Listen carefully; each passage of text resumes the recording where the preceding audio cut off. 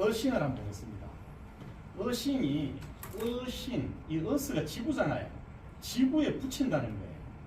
이제 맨발 긋기, 황토끼 맨발 긋기 하는데 이게 어신이라고 용어를 하죠. 이겁니다. 접지라는 거예요. 붙일 뜻자 땅짓자. 땅에 붙인다는 거예요. 땅에 붙이는 게 어떻게 붙이느냐? 그냥 발을 접촉을 한다는 의미보다도 정기적으로 붙인다는 거예요. 정기적으로. 접지를 한다는 거는 전기가 땅하고 통할 수 있도록 몸을 붙인다는 거예요. 그래서 맨발로 이렇게 땅을 밟는 것을 어싱이라고 합니다. 여기가 이제 황토길인데 황토에 이렇게 맨발로 걷는 게 제일 좋아요. 이 전도체, 우리 몸이 전도체거든요. 몸이 전기가 잘 흐르는 도체예요. 근데 지구하고 정기적으로 접속을 하는 거예요. 지구하고 왜 접속을 하느냐? 지구가 정기적인 제로예요. 제로. 우리가 그 지구에서 높이를 잴 때 보편적인 높이 기준을 해발이라 그러죠. 바다 해자. 바다 해수면부터 높이가 얼마라고 이렇게 합니다. 바다 해수면 높이가 거의 비슷하거든요. 조금 이렇게 달의 인력 때문에 좀 찌그러져 있긴 한데, 근데 전기의 기준은 어딘가 하면 지구예요. 지구 이 땅이나 바다나 이 지구가 전기의 제로점이에요. 제로점. 우리가 플러스 마이너스 이렇게 할 때 지구를 기준으로 항상 플러스 값이 나와서 그게 지구로 내려가면서 전기가 흐르는 겁니다. 그래서 지구 전기가 제로예요. 요거는 좀 이따 이해가 되게 설명을 드리겠습니다.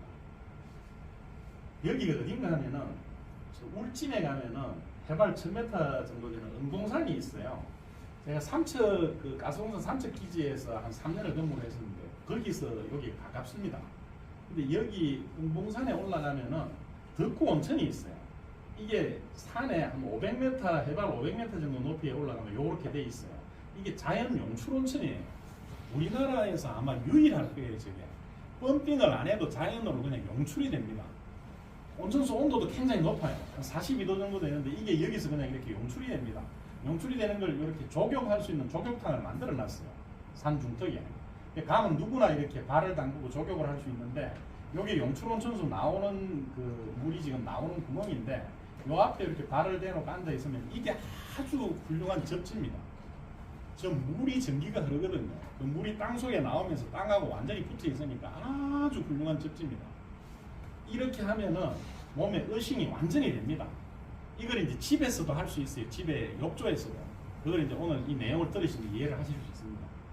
이제 기회가 되면은 여기를 한번 가보시기 바랍니다. 저 덕구 온천이 우리나라에서 유일하게 용출수가 나오는데 물이 굉장히 좋아요. 저기 이제 제가 몇 년 있으면서 거기를 많이 갔었는데 거기 세신하는 분이 있어요. 목욕탕에 이렇게 떼밀어 주시는 분이. 그분 얘기가 자기가 세신을 한 30년을 했는데 덕구 온천에 여기 와서 한 10년 가까이 됐더라고요. 근데 다른 데는 가면은 그 목욕탕 안에 습기가 있는데 이렇게 있으면은 몸에 막 이게 피부병도 생기고 굉장히 아팠대요. 근데 덕구 온천에 거기는 10년을 있으면서 그런 게 전혀 없다 그러더라고요. 거기 있으면서 자기 몸이 아주 건강해진 거라고. 여기 그만큼 온천이 그 좋은 온천인 것 같아요. 참조하시고. 이게 이제 황토길 맨발 이런 황토길을 많이 만들어 놨죠. 지금 각 지방에서 붐입니다. 붐. 되게 막 지방 조례까지 만들어 가지고 황토길을 여기저기 막 만들고 있어요. 뭐 바람직한 일입니다. 자, 이제 한번 들어가 보겠습니다. 저게 왜 맨발 걷기가 왜 의신인지 그걸 이제 이 공학적으로, 물리적으로, 과학적으로 설명을 좀 드리겠습니다. 전기를 쓰죠. 우리가 전기를. 여기서 지금 강의실에 전기를 쓰는 것도 이 빔 프로젝터나 모든 걸 지금 전기를 가지고 쓰고 있습니다. 에어컨이나. 이 전기의 근원력이 뭐냐? 전기의 근원력은요, 양성자 플러스 전기하고 마이너스 전기 전자가 서로 끌어당기는 힘입니다. 자석의 N극, S극이 서로 끌어당기는 것처럼 플러스 전기하고 마이너스 전기가 서로 끌어당기는 힘을 쓰는 게 그게 전기입니다. 전기. 그게 전기 에너지 원천이에요. 여기 플러스 전기는 서로 밀어내죠. 같은 극은 밀어내고 다른 극은 끌어당깁니다. 자석도 같은 극은 밀어내고 다른 극은 끌어당기죠. 이 플러스 전기, 마이너스 전기, 다른 극의 전기가 서로 끌어당기는 힘, 이게 전기 에너지의 원천입니다. 전기는 자연에 우리가 살고 있는 이 자연이 물질로 이루어져 있죠. 이 물질을 쪼개면 원자가 나옵니다. 그 원자 번호가 있죠. 원자 번호가 1번부터 118번까지 지금 있습니다. 화학에. 그 원자 번호가 뭐냐? 원자의 구조가 원자 가운데 원자 핵이 있어요. 원자 핵에는 플러스 전기를 띤 양성자가 있습니다. 이 숫자하고 똑같은 숫자의 전자가 원자 핵 주변에 이렇게 궤도에 종치를 하고 있어요. 이 숫자가 똑같습니다. 양성자 숫자하고 전자 숫자가. 그래서 자연에서는 정기적으로 중성 상태예요. 자연의 원자가. 이게 1번부터 118번은 뭐냐? 저 플러스 양성자 이퀄은 마이너스 전자 숫자들이 그 숫자예요. 그러니까 1번 수소는 양성자 하나, 전자 하나, 2번 헬륨은 두 개, 3번 리튬은 3개, 4번 베릴륨은 4개 이렇게 나가는 거예요.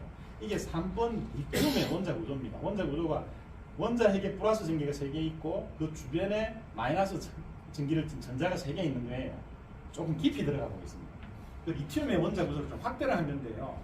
이건 보어의 원자 모델이에요. 여러분들 중학교 물상 물리 시간이나 고등학교 물리 시간, 대학의 일반 물리 과학 시간에 이걸 많이 봤죠. 이 보어의 원자 모델이 지금 현대 양자 물리학의 원자 모델하고 조금 다릅니다. 근데 대동소이해요. 그리고 전기를 이해하는 데는 이 보어 원자 모델이 가장 도움이 되는데 이해하기 쉽습니다. 그래서 보어 원자 모델 좀 설명을 드리면은 가운데 원자 핵에 플러스 전기를 띤 양성자가 3개가 있어요. 그리고 그 주변에 이 궤도에 KLMN이라고 1궤도, 2궤도, 3궤도, 4궤도가 있는데 이 첫 번째 궤도에 전자 2개가 있어요. 두 번째 궤도에는 전자가 8개가 보통 존재를 합니다. 8개가 되면 안정이 돼요. 그렇게 이제 쭉 그 배치가 되는 어떤 규칙을 가지고 나갑니다. 이 리튬은 원자 핵에 플러스 전기가 3개가 있고 첫 번째 궤도는 2개를 충족을 했죠. 세 번째 궤도에 1개가 있습니다. 7개가 더 있어야 안정이 되는데 지금 1개가 있는 거예요. 좀 불안정해요. 그래서 이게 떨어져 나갑니다. 맨 바깥에 있는 전자가. 저게 떨어져 나가면은 자연 상태에서는 3, 3으로 서로 평행을 이루고 있었는데 하나가 떨어져 나가면 이 원자는 플러스 전기를 3개를 갖고 있고 마이너스 전기 2개 가지고 있으니까 플러스 1로 대전이 돼요. 떨어져 나간 전자는 마이너스 1로 대전이 됩니다. 그래서 서로 끌어당기는 힘이 생기는 거예요. 저게 전기에너지의 근원이에요. 저 끌어당기는 힘을 쓰는 거 그게 전기에너지의 원천입니다. 정리를 해보면은 발전기가 뭐냐? 발전기는 자연에 플러스 마이너스 전기가 평형을 이루고 있는 상태에서 강제로 떼내는 거예요. 플러스 마이너스 전기를 강제로 떼내는 기기가 발전기입니다. 그리고 기전력은 뭐냐? 일어날 기자, 전기전자, 힘력자, 전기가 일어나는 그 근원력이 뭐냐? 이렇게 자연의 플러스 마이너스가 같은 수로 안정이 되어 있는 상태에서 자연 상태에서 존재를 해요. 근데 이게 떨어져 나가면 지금 불안정한 상태가 됐어요. 불안정한 상태로 서로 끌어당기는 힘이 생겼어요. 그러면 이게 다시 안정 상태로 돌아가려면 복원력이 작용해요. 자연에는. 그 복원력이 전기에너지의 원천입니다. 그래서 원래 안정 상태로 복귀하려는 복원력에 의해서 이 전자가 움직입니다. 이 전자가 움직이면서 전자의 이동으로 에너지를 쓰는 거예요. 빛도 만들고 열도 만들고 자기장도 만들고 화학적인 반응도 일으키고 그 에너지를 쓰는 겁니다. 원자 핵에 있는 이 플러스 전기는 크고 무거워서 안 움직여요. 전자가 움직입니다. 전자가. 자, 여기서 조금 깊이 들어가고 있습니다. 아인슈타인의 상대성 이론 들어보셨죠? 아인슈타인의 상대성 이론이 좀 어렵습니다. 어려운데 그걸 좀 개념적으로 이해가 가도록 제가 설명을 한번 드려볼게요. 아인슈타인은 뭘 발견했는가 하면은 이 물질 세상이 어떻게 존재하는지를 발견을 한 거예요. 어떻게 발견했느냐? 상상으로 실험을 해서 상상으로. 그 물리학의 실험 중에서는 실제로 실험 세트를 구성해서 할 수 없는 실험이 많아요. 그래서 상상 추론 실험을 합니다. 추론 실험을 정확하게 하면은 실제 실험하고 같은 결과가 나와요. 그 상상 실험을 해서 아인슈타인이 뭐를 찾았는가 하면은 이 물질 세계가 존재하는 거는 에너지가 광속으로 진동하면서 공간하고 물질이 생기는 걸 알아낸 거예요. 에너지가 빛의 속도로 에너지가 움직이면 물질 세상이 나오는 거예요. 멈추면 물질 세상이 없어지는 거고. 그래서 이 광속으로 진동하는 에너지로 물질 세상은 구성이 되어 있어요. 이해가 다 안 가시죠? 무슨 얘기냐? 좀 전에 원자 구조를 봤잖아요. 원자 핵이 있고 원자 핵 주변에 이걸 먼저 보여드릴게요. 원자 핵이 있고 원자 핵 주변에 이렇게 주변 이 궤도를 어떤 확률 분포 함수를 따라서 존재를 해요. 여기 있을 확률 몇 프로, 여기 있을 확률 몇 프로 이렇게 존재를 합니다. 근데 이게 이렇게 우리가 일반적으로 생각하는 원형으로 존재하는 게 아니고 구를 형성하고 있어요. 구를. 원자핵 주변에 전자가 도는데 이게 원형으로 지구가 태양 주변을 도는 이는 원형으로 도는 게 아니라 구형으로 돌고 있어요. 구형으로. 구를 이루면서 돌고 있어요. 그러니까 이 전자가 움직이는 게 거의 빛의 속도로 움직여요. 그러니까 빛의 속도로 움직이는 이 전자가 만드는 볼륨이 원자 크기가 되는 거예요. 자, 다시 이제 머릿속에 상상을 해봅니다. 원자 구조가 어떻게 되어 있는가 하면은 잠실 운동장을 생각을 해보세요. 잠실 운동장 가운데 야구공이 하나 있어요. 이 야구공이 원자 핵의 크기예요. 그럼 그 바깥에 있는 전자는 어디 있느냐? 잠실 운동장 맨 바깥 육상 트랙 맨 바깥에 골프공이 하나 이렇게 굴러가고 있는 게 그게 전자예요. 그러니까 그 사이는 텅 비어 있어요. 거의 볼륨이 없어요. 그런데 이 골프공이 굴러가는 게 빛의 속도로 굴러가요. 빛의 속도로.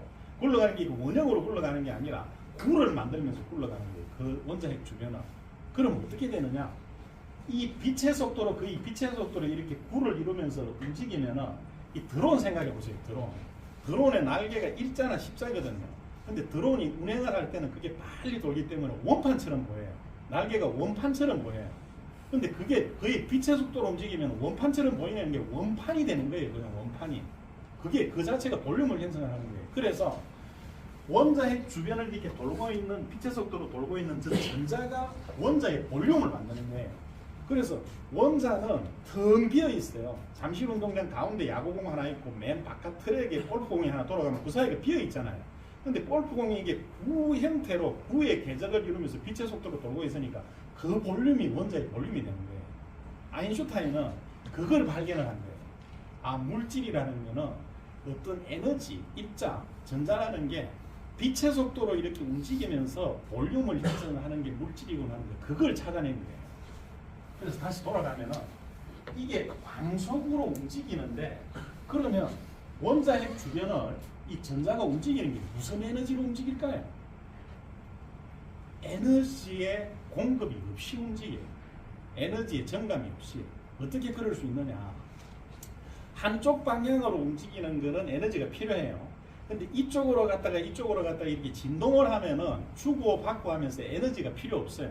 그 형태로 움직이는 거예요. 전자는 캐고 들어가 보면은 나중에 결국에는 전자 하나가 이렇게 스핀을 하고 있어요. 이쪽 방향으로 한번 돌았다가 이쪽 방향으로 한번 돌았다가 하면서 스핀을 하고 있어요. 스핀을 하면서 평행을 이루면서 이렇게 움직여요. 평행을 이루면서. 그래서 에너지의 정감이 없어요. 에너지의 정감이 없이 빛의 속도로 움직여요. 그걸 이용한 게 인공위성이에요. 인공위성. 우리 지구 주변에 인공위성이 많이 있잖아요. 그 인공위성은 한번 쏘아 올리면은 계속 돌아요. 영구적으로. 인공위성에는 에너지 공급을 안 합니다. 에너지 공급을 못 해요. 처음에 한번 쏘아 올린 그 에너지로 그냥 계속 도는 거예요. 어떻게 계속 돌 수 있느냐? 여기 보시면 지구가 있습니다. 인공위성이 여기 있어요. 인공위성이 이 궤도로 올라가서 한번 쏘았어요. 처음에 이 힘으로 쏘았어요. 그럼 지구 중력에 의해서 떨어져요. 떨어지는데 이게 쏘아서 가는 이 힘이 있잖아요. 이 떨어지는 거하고 가는 이거하고 두 개 벡터가 합쳐지면 이쪽 궤적이 그려져요. 이쪽으로 움직이는 거예요. 지구로 떨어지면서 이 힘하고 같이 합쳐져서 움직이는데 여기까지 오면은 이 거리가 그대로인 거예요. 떨어져도 지구로 접근을 안 하는 거예요. 그래서 떨어지면서 계속 도는 거예요. 떨어지면서. 인공위성이 도는 그 궤도에는 공기가 없기 때문에 공기 마찰이 없어요. 그래서 에너지 손실이 없는 거예요. 그래서 영구적으로 이렇게 도는 거예요. 한번 궤도에 올려놓으면. 이 전자가 도는 게 그렇게 돌고 있는 거예요. 원자핵 주변은. 그래서 빛의 속도로 이렇게 돌고 있는 거예요. 아인슈타인은 이 물질이라는 게 어떤 텅 빈 공간에 에너지가 빛의 속도로 움직이면서 볼륨을 만들고 있구나 하는 거 그걸 발견을 한 거예요. 그게 특수상대성 이론이에요. 그래서 특수상대성 이론이 이게 있어요. 광속으로 진동하는 에너지로 만들어진 물질 공간에서 물질이 움직일 때 빛의 속도를 넘어갈 수가 없어요. 왜냐하면 이 물질이 만들어진 근본 베이스가 빛의 속도로 움직이는 에너지가 만들어진 거예요. 근데 그 안에 있는 물질이 그 빛의 속도를 넘어갈 수가 없어요. 자기가 존재하는 형태의 베이직이 빛의 속도이기 때문에. 그래서 물질 세계에서는 제한 속도가 광속인 거예요. 1초에 30만 킬로로 가는 광속을 초월해서 움직일 수가 없어요. 그래서 이렇게 나온 거고, 시간은 뭐냐? 시간은 이 물질 공간이 변화하는 게 시간이에요. 우리가 이렇게 볼륨을 형성하고 있는 이게 3차원 물질 공간이잖아요. 이 물질 공간이 찰나찰나 움직이는 거예요. 움직이면서 시간이 나오는 거예요. 근데 사실 시간은 없어요. 시간은 우리가 모든 게 존재를 하는 건 지금 이 순간에 존재해요. 지금 이 순간에만 이렇게 빛의 속도로 움직이면서 존재하고 있는 거예요. 그게 움직이면서 시간이 나온 거고. 그래서 우리가 생각하는 과거라는 거는 없어요. 그냥 우리가 기억 속에 있는 환상일 뿐이에요. 우리가 0.01초, 0.01초 과거로도 갈 수 없고 0.01초 미래로도 갈 수 없어요. 지금 이 순간밖에 없어요, 우리한테는. 그런데 지나간 그 0.01초 지나간 그거를 우리가 시간이라는 환상으로 기억을 하고 있는 거예요. 그리고 미래에 대해서 추론을 하고 있는 거예요. 근데 실제로 존재하는 건 지금 이 순간밖에 없어요. 그래서 이 식이 나와요. 빛의 속도로 움직이면은 시간이 늦게 간다는 게 있어요. 특수상대성이. 그게 뭐냐? 정지해 있는 상태에서 이게 시간의 방향이 이 방향이에요. 시간이 가면은 좌표 시간하고 고유 시간이 같아요. 근데 여기서 뭔가 움직여요. 이 물질 세상에서. 점점점 속도가 빨라져가지고 거의 빛의 속도로 움직여요. 그러면은 이 물질 세상에 정지게 하고 움직이는 게 하고 두 개가 벡터가 만들어져요. 그럼 움직이는 게 이 점점점 속도가 빨라지면은 이 벡터하고 이 벡터하고 두 개가 이렇게 달라져요. 달라서 시간이 가는 좌표 시간은 1시간인데 고유 시간은 1시간인데 빛의 속도로 점점 움직이면 좌표 시간이 길어져요. 그리고 이게 거의 빛의 속도가 되면 시간이 제로가 돼요. 빛의 속도로 움직이면 시간이 멈춰버려요. 아인슈타인이 특수상대성 이론에서 저걸 얘기하는 거예요. 그래서 인터스텔라 영화가 있었잖아요. 인터스텔라 영화 보면은 그 블랙홀처럼 중력이 아주 높은 별의 거기 바다 위에 가서 무슨 작업을 해요. 거기 몇 시간 작업을 하는 동안에 동료가 저 위에서 이제 우주선에서 기다리고 있어요. 근데 이 작업을 하고 하루 정도 작업을 하고 올라가니까 거기가 10년 정도 시간이 흘렀잖아요. 이 블랙홀 옆에 여기서는 저 블랙홀의 중력에 의해서 빛이 움직이는 속도가 느려지는 거예요. 느려지니까 시간이 천천히 가는 거예요. 그게 이제 그 표현을 했던 거고, 이 4번이 빠른 속도로 움직이면 운동 벡터, 진동 벡터가 합성돼서 고유 시간이 느려진다. 이해하기가 쉽지는 않은 개념이에요. 근데 이 말씀을 왜 드리느냐?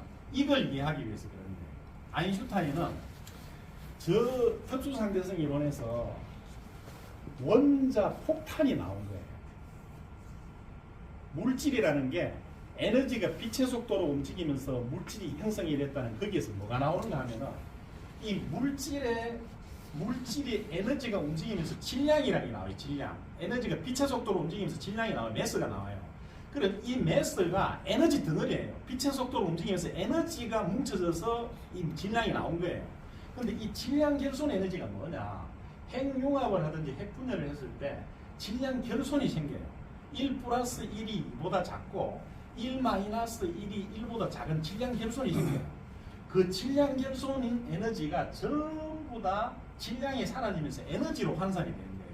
빛의 속도로 움직이고 있으니까 이 질량의 C가 이거 컨스탄트, 광속을 얘기하는 거예요. 일정하다고. 그 질량이 작아도 광속이 어마어마하니까 광속의 제곱을 곱하면 엄청난 에너지가 나오는 거예요. 그래서 우리아리움 235 1g 질량 결손 에너지가 석탄 3톤하고 같아요. 300만 배 에너지가 나와요. 이게 왜 저렇게 되느냐? 우리가 물리를 좀 하신 분은 이걸 아실 거예요. 물리에 운동 에너지 E는 2분의 1 mv 제곱이에요.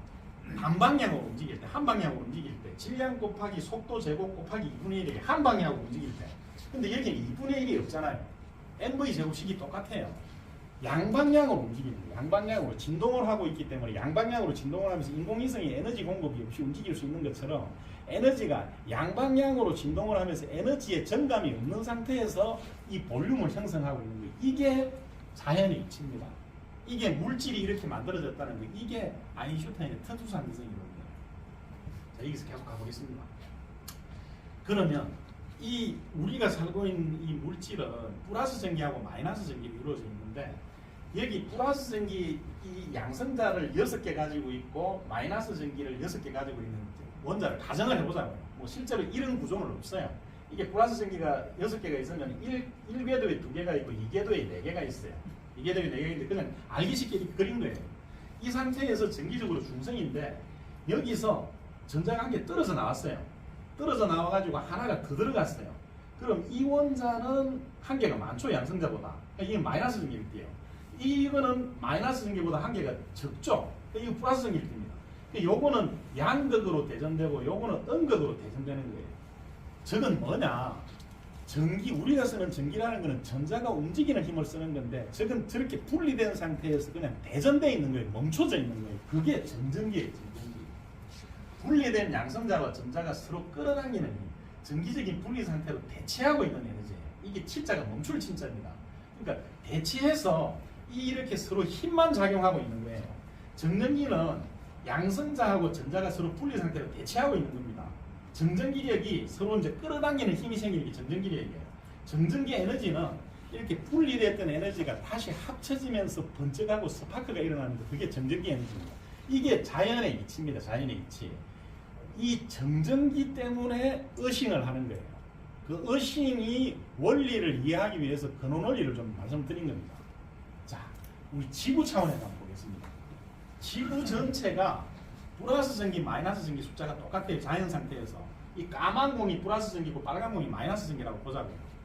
두 개가 똑같은데 이게 분리가 됐다가 다시 합쳐지는 일이 생겨요. 그게 뭐냐? 이 번개예요, 번개. 번개가 치는 게 번개전자가 전기전자입니다. 번개가 전기의 원형이에요. 번개가 어떻게 치는 거냐? 구름에서 땅으로 전기가 흐르는 거예요. 그럼 구름에서 땅으로 어떻게 전기가 흐르냐? 구름이라는 거는 지표면에 있는 강이나 바다나 호수의 물이 태양의 복사열을 받아서 수증기가 돼서 올라가는 거예요. 올라가서 하늘에 모여있는 게 구름입니다. 이게 물의 표면에서 분리되면서 분리대전이 되고 공기하고 마찰하면서 마찰대전이 돼서 한 종류의 전기만 가지고 올라가요. 대부분 마이너스 전기를 가지고 올라갑니다. 마이너스 전기를 가지고 올라가서 쌓이고 쌓여요. 마이너스 전기, 플러스 전기가 분리가 되면 서로 끌어당기는 힘이 생길 거 아닙니까? 그 양에 비례해서 힘이 커지겠죠. 이 구름에 쌓여서 공기를 뚫고 흐를 수 있는 힘이 되면은 한꺼번에 번쩍하고 이렇게 방전을 하면서 원래 자기 짝지를 찾아가는 게 저게 번개예요. 근데 이 공기는 엄청나게 전기가 잘 안 흐르는 부도체예요. 공기 1cm를 전기가 흐르려고 그러면 2만 볼트에서 3만 볼트 전압이 필요해요. 어마어마한 전압이 걸려야 됩니다. 그러니까 이 구름이 지표면에서 몇백 미터에서 몇천 미터 위에 있는 이 구름에서 땅으로 전기가 흐를 때는 엄청난 양의 전압 분리가 일어나서 수억 볼트, 수십억 볼트의 전압이 걸려서 이렇게 흐르는 겁니다. 이게 방전 현상이 일어나는 거예요. 이게 정전기, 멈춰있는 정전기가 서로 합쳐지면서 스파크가 일어나는 거예요. 그게 번개입니다. 저게 전기의 원형이에요. 자, 번개가 치는 모습을 한번 보겠습니다. 번개가 이게 실제 자연에서 전기를 볼 수 있는 모습입니다. 가 눈앞에 선명하게 보였습니다. 소방당국은 낙뢰로 신고가 여러 건 들어왔고 일부는 화재로 이어지기도 했다고 밝혔습니다. 하지만 현재까지는 큰 불로 번지거나 인명피해가 발생하지는 않았다고 설명했습니다. 자세한 소식 들어오는 대로 다시 전해드리겠습니다. 지금까지 이게 영동고속도로 타고 서울에서 강원도 쪽으로 가다 보면 2000점에 왼쪽에 하이닉스 반도체가 있어요. 하이닉스 반도체 입구에 이 타워에 지금 낙뢰가 떨어지는데 이 낙뢰가 절묘하게 찍혔어요. 이게 그 뉴스 영상을 제가 캡처해서 편집을 한 건데 이 전기가 왜 피레침으로 떨어지느냐? 자연에는 이런 법칙이 있어요. 전기는 분리가 됐다가 서로 합쳐질 때 자기가 가장 힘을 안 들이고 쉽게 갈 수 있는 길을 찾아가는 그런 특성이 있어요. 가장 에너지가 적게 드는 길을 찾아가는 특성이 있어요. 그래서 이 공기를 뚫고 내려오는 건 엄청나게 힘든데 이 피레침까지 오면 피레침에 전기가 잘 흐르는 돌침을 세워서 인하도선 전선 굵은 전선을 연결해서 땅 밑에 접지부을 묻어서 땅으로 흐르는 고속도로를 만들어 놨어요. 그래서 절이 떨어지는 거예요. 우리가 과학이 많이 발달했다고 하지만은 저 낙뢰가 치는 거를 컨트롤할 수 있는 기술이 아무것도 없어요. 단지 저 피레침 세워가지고 저쪽으로 피레침으로 끌어당기는 게 그밖에 없어요. 이 피레침이라는 말은 또 언어 모순적인 말이에요. 이 피레침이 피할 피자, 낙뢰 내자, 돌침 찐다인데 사실 낙뢰를 피하는 침이 아니고 이건 수레침이에요. 수레침. 낙뢰를 끌고 오는 침이에요. 자기가 끌고 와서 전기가 자기가 가장 흐르기 쉬운 길로 가려는 그 자연의 이치를 가지고 끌고 와서 자기가 낙뢰를 맞아서 요리를 흘려보내면서 이 보호각 아래 주변을 보호를 하는 거예요. 그래서 보호를 하는 쪽에 포커스를 맞춰서 피레침이라고 저렇게 단어를 붙인 겁니다. 자, 이게 전기의 원형입니다. 이제 다 봤습니다. 다 봤으니까 이제 한번 들어가 보겠습니다. 전전기부터 시작해서 어싱으로 들어가겠습니다. 자, 이 사람, 이 강아지, 머리카락이 서 있죠. 저 털이 다 서 있습니다. 저 왜 저렇게 했습니까? 정전기 대전이 된 거예요. 몸에 플러스 전기든 마이너스 전기든 한 종류의 전기가 대전되면 같은 종류의 전기는 밀어내잖아요. 그러니까 머리카락에 같은 종류의 전기가 대전되어 있으니까 서로 밀어내가지고 이렇게 서 있는 거예요. 그 다음에 자동차에 우리가 그 셀프 주유소 가면은 이게 정전기 터치 패드를 만들어 놨죠. 그 터치 패드를 왜 만들어 놨느냐? 우리 몸에 정전기가 쌓여요.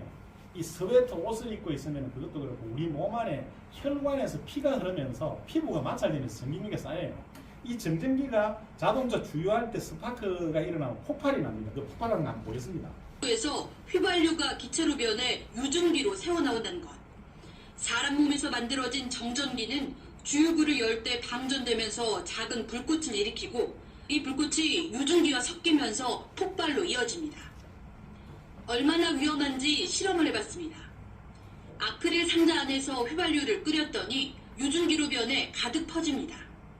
여기에 정전기를 가정해 스파크를 일으키자 큰 굉음과 함께 폭발이 일어납니다. 저기 셀프 주유소 주유하실 때 정전기 터치패드가 반드시 하셔야 됩니다. 거기 주유구에 주유를 할 때 유전기가 나와요. 그 기름이 전기 형태로 된 게 나오는데 몸에서 스파크가 일어나면 바로 폭발합니다. 그럼 폭발사고 들어 일어납니다. 그래서 그 터치패드에 접지해서 정전기를 빼는 거예요. 그 다음에 우리 이 숯불구이집에 고깃집 앞에 가면 이런 게 있어요. 집진기가. 이 집진기가 정전기를 이용하는 거예요. 집진기 안에 이게 많은 오염물질이 이렇게 오는데 거기에 이게 정전기를 만드는 거예요. 여기서 강한 전기를 걸어가지고 플러스 전기, 마이너스 전기를 대전을 시키는 게 입자를. 그리고 보내면서 여기다가 강한 전개를 띠고 있는 극판을 이렇게 만들어 놓은 거예요. 플러스 전기, 마이너스 전기. 그러면 저 입자가 대전이 플러스든 마이너스든 대전이 돼가지고 흘러나가다가 정전기가 끌어당기니까 그쪽에 가서 붙어버리는 거예요. 그래서 붙어서 그 입자를 다 제거하고 정화된 공기를 이렇게 내보내는 게 이게 집진기입니다. 이게 이 고깃집에서 쓰지만은 발전소 연돌이 있잖아요. 발열발전소 연돌에 이게 강력한 저 집진기가 달려있어요. 그래서 거기서 나오는 연기가 그 오염물질이 빠지고 나오는 겁니다. 자, 우리 자동차 정전기는 자동차가 바퀴가 고무로 되어 있잖아요. 땅하고 분리되어 있어요. 이 상태에서 자동차가 가면서 공기하고 마찰을 하든지 아니면 바람이 불어서 자동차하고 마찰을 하고 사람은 또 사람 옷에서 혈관에서 정전기가 생겨요. 이 자동차하고 사람하고 어떤 그 전기적인 차이가 생긴 게 여기 문에 손을 대면서 여기 스파크가 일어나면서 번쩍번쩍 방전이 일어나잖아요. 그게 내 몸을 통해서 땅으로 흘러가는 거예요. 정전기 구름에서 땅으로 낙뢰가 치는 것처럼. 이걸 막아주는 게 있어요. 이게 막아주는 액세서리가 이런 게 있어요. 뒤에 마우라에 이렇게 체인을 걸어가지고 바닥에 이렇게 늘어뜨려 놓으면은 이쪽으로 정전기가 빠져요. 저게 접지입니다. 접지. 저렇게 하면은 자동차 문 열 때 이 정전기가 안 옵니다. 정전기에 예민한 사람은 저런 액세서리를 씁니다. 자, 이게 땅에 붙여놨잖아요. 땅에. 이 차체를 땅에 붙여서 접지를 해놓은 거예요. 접지를 해서 전기를 빼는 거예요. 근데 이런 의문이 있을 수 있습니다. 아니 이게 콘크리트 바닥, 시멘트 바닥인데 저기 전기가 안 통하잖아요. 전기가 안 통하지 효과가 있습니까? 그러는 효과가 있습니다. 왜냐하면 사람도 그 위에 서 있잖아요.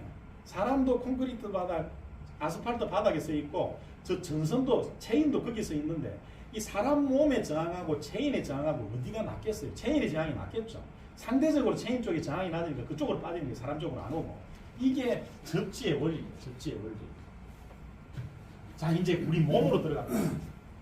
우리 몸에 정전기가 어떤 영향을 미치느냐? 우리 몸에는 정전기가 많이 생겨요. 정전기가 몸 안에서 많이 생깁니다. 이 몸 안에 있는 정전기가 몸 안에서 방전이 일어나요. 낙뢰가 치는 것처럼. 그럼 어떻게 되느냐? 세포에 스크래치를 냅니다. 세포에 스크래치를 내가지고 그게 병의 인자가 돼요. 그리고 몸에 정전기가 막 이렇게 차 있으면 기분이 굉장히 안 좋아요. 기분이 굉장히 불쾌한 그런 기분이 납니다. 그래서 정전기가 있는데 정전기가 많이 생기는 데가 고압 송전선로 있잖아요. 특고압 송전선로. 그 밑에 들어가면 정전기가 많이 생겨요. 거기 들어가면 느낍니다. 예민한 사람은 뭔가 막 몸이 불편하게 느껴져요. 그게 몸에 이제 정전기가 저렇게 생기면서 불편하게 느껴지는 거예요. 이 혈관 마찰, 혈관 안에 피가 흐르면서 마찰이 돼서 정전기가 생기고 또 물 잘 안 먹는 사람, 물 잘 안 먹어서 몸에 수분이 적은 사람이 있어요. 그런 사람 많이 생깁니다. 그다음에 나일론 의류 같은 거 입고 있으면 이렇게 정전기가 생겨가지고 몸에 이렇게 정전기가 생깁니다. 그 정전기가 국부적으로 방전이 일어나면서 불칼이 되는 거예요. 불칼이 레이저 칼이 되는 거예요. 그래서 이걸 안에 이 세포에 스크래치를 해가지고 몸에 병의 인자가 돼서 병을 만들고 몸의 컨디션을 저하를 시킵니다. 인체에 3시간 이상 전기를 체류하면 칼슘이 이만큼 소모됩니다. 혈당이 올라가고 체질이 산성화가 됩니다. 그래서 이 정전기를 빼는 거예요. 황토끼를 의식을 하는 게 몸에 있는 정전기를 빼는 거예요. 지구에 접지를 해서. 자, 정전기가 얼마나 생기느냐? 이게 우리 심장인데요.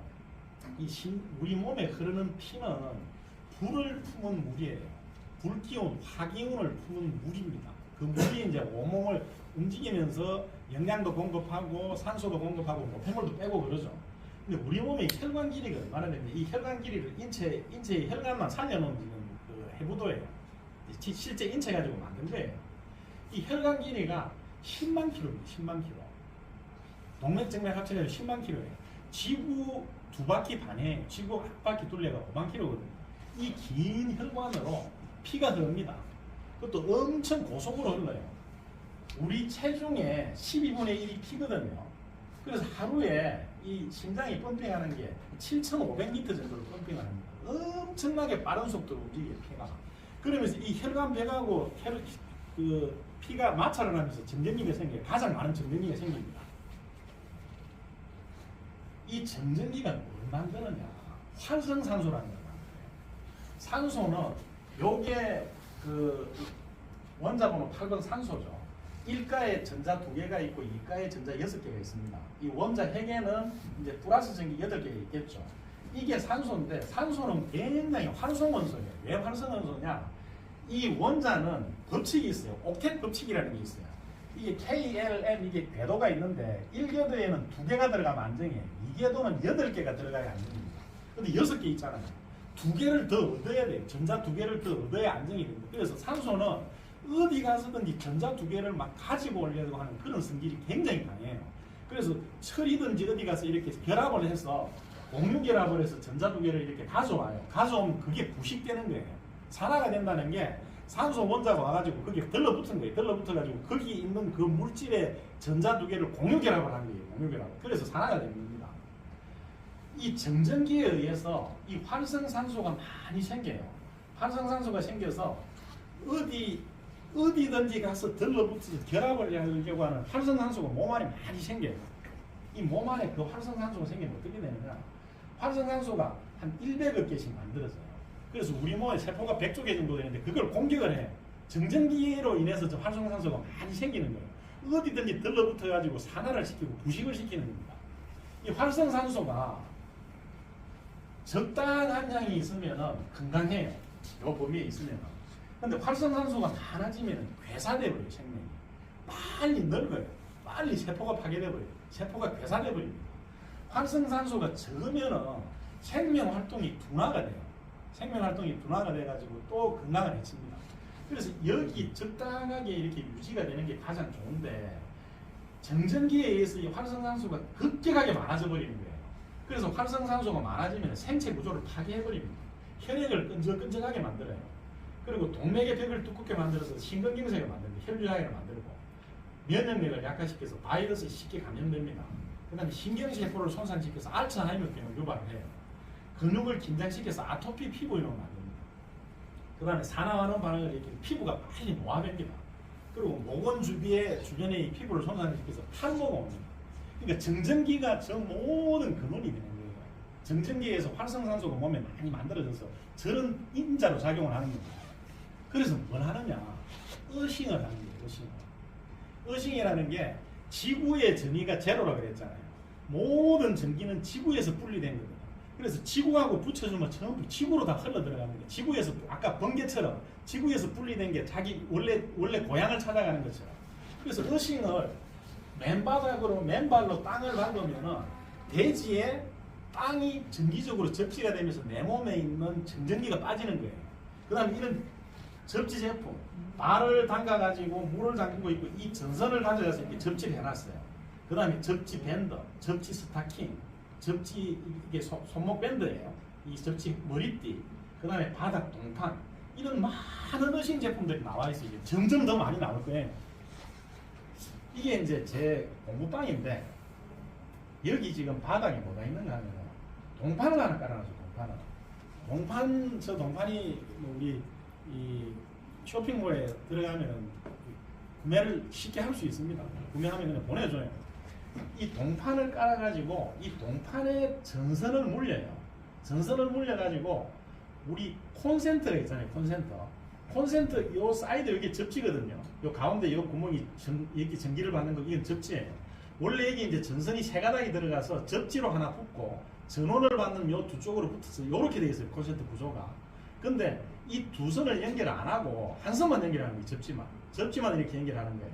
그래서 플러그를 콘센트에 꽂아주면은 접지가 돼요. 지금. 그러니까 이 전선을 가져가서 이 동판에 붙여놓은 거예요. 그래서 책상 밑에 놔두고 맨발로 앉아 있으면은 황토끼리 접지하는 거하고 똑같은 효과의 접지가 됩니다. 대지 쪽으로 내 몸이 정기적으로 지구하고 붙어 있으니까.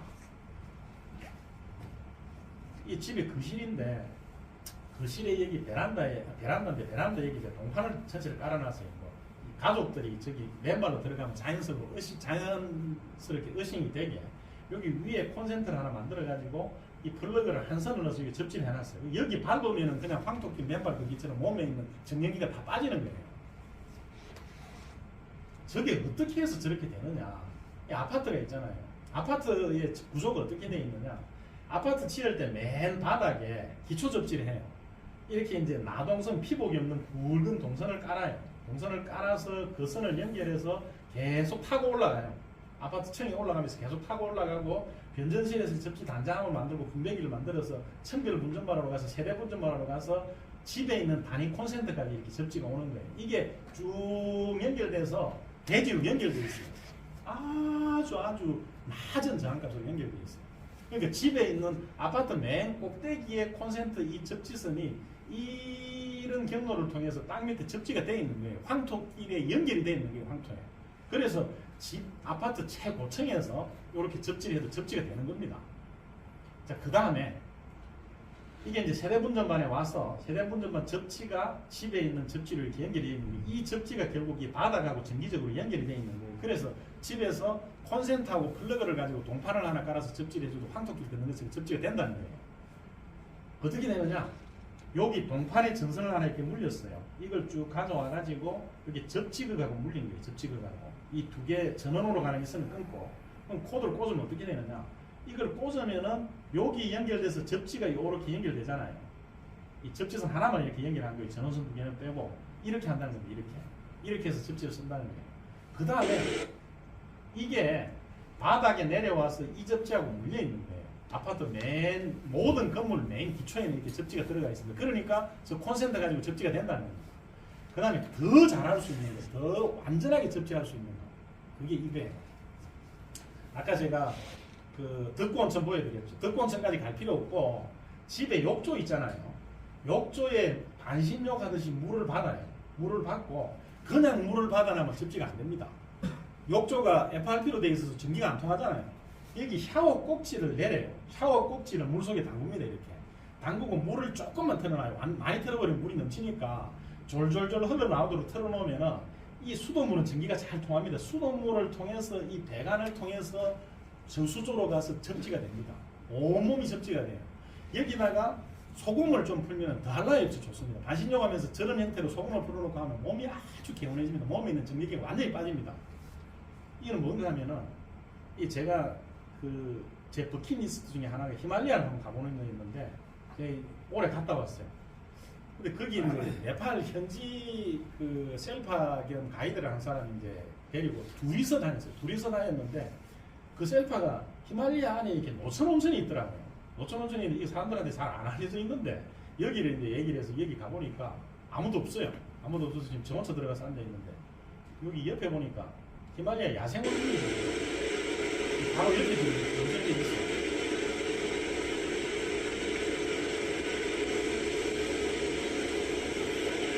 얘네들이 먹고 있는데 저 먹고 있는 게 핑크 솔트 있잖아요. 소금이 저기 많아요. 그 소금기가 이제 돌에 묻어 있는 걸 이렇게 빨아먹고 있더라고요. 근데 하여튼 뭐 이 자연에 여기도 이제 용춘 온천인데 여기 들어가서 이렇게 앉아 있으면은 아주 훌륭한 접지가 됩니다. 혹시 히말라야 가실 분은 저한테 얘기를 하시면은 여기 어딘지 내가 안내를 해드릴 테니까 꼭 한번 가보십시오. 자, 저게 욕조의 물이 어떻게 해서 접지가 되느냐? 우리 여기 이제 아파트 공사 현장을 많이 보셨을 테니까 설비 현장을 좀 의아스러울 수 있을 거예요. 세대에 들어가는 이 설비 배관은 금속 배관이 아니에요. 저는 이제 뭐 플라스틱 배관을 해요. 전기가 안 통해요. 근데 전기가 안 통하는 일이 생각할 수 있어요. 근데 여기 이 FRP 배관이 가서 메인 배관으로 연결돼서 내려가는 거는 동관이나 서서관이 있어요. 전부 내려와서 이 뒤에 연결되는 건 동관이나 서서관을 써서 접지가 됩니다. 접지가 이 전체에 다 접지가 되는 거예요. 여기에 물을 틀면 되는 거예요. 물을 틀면은 그 저거는 금속 도체가 아니지만 물이 전기가 잘 흘러요. 수돗물, 불순물이 많기 때문에. 그 물을 통해서 이 배관 안으로 연결해서 다른 쪽은 물하고 이 배관하고 같이 통으로 연결돼서 전기가 통하는 겁니다. 이렇게 돼 있어요. 내려온 배관들은 전부 이렇게 동관 내지는 서서관으로 돼 있어요. 물탱크하고 연결되는 게 전부 이렇게 돼 있어서 여기로 내려가서 도전선 금속체로 접지가 잘 되는 거예요. 그래서 오늘 집에 가시면은 물을 좀 박아놓고 소금을 좀 풀어가지고 수도꼭지 그 샤워꼭지 넣어서 반쯤 틀어놓고 한 3분의 1 틀어놓고 그 안에 들어가서 한 10분 15분만 있으면 몸이 개운해집니다. 완전히 빠집니다. 몸에 있는 전기가. 자, 이게 어싱 실험을 한 거예요. 양파를 물에 담가놓고 요건 어싱을 한 거예요. 요렇게 떼서 아까 콘센트 접지에 물려놓은 거예요. 이게 한 달, 이 감자입니다, 감자. 한 달 실험을 하니까 이놈은 거의 썩어버렸는데 이건 싹이 들어가지고 지금 잘 살고 있죠. 이게 모든 생명체한테 접지가 저만큼 아주 유익한 건강한 효과가 있다는 거예요. 자, 이게 고무하고 두부를 실험한 거예요. 여기는 지금 화분에다가 접지를 해놨어요. 이 접지를 안 했어요. 두 그루가 8개월 지나니까 생장이 완전히 이렇게 차이가 나는데 이 나무가 훨씬 더 지금 생명력이 강해요. 그 다음에 우유를 실험을 했어요. 우유를. 이 우유는 접지를 했어요. 접지를 해놓고 이건 접지를 안 했는데 여기는 그냥 썩어버렸어요. 근데 이 우유는 치즈가 됐어요. 치즈가. 발효가 된 거예요. 접지가 생명체한테 저만큼 유익한 활동을 합니다. 그 다음에 건붕어 실험한 거 한번 보겠습니다.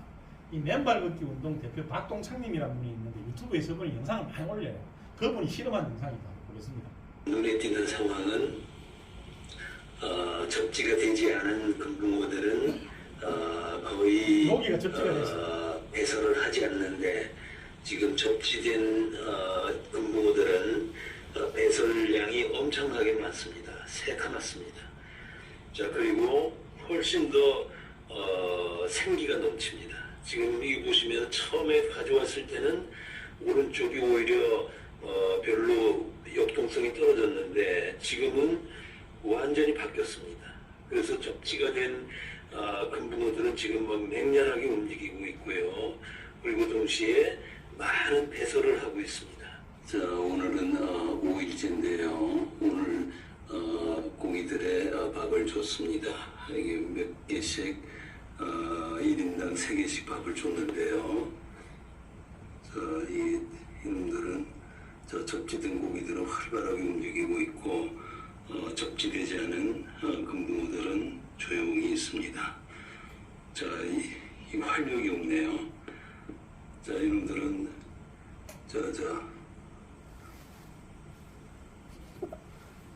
배설도 많이 했고.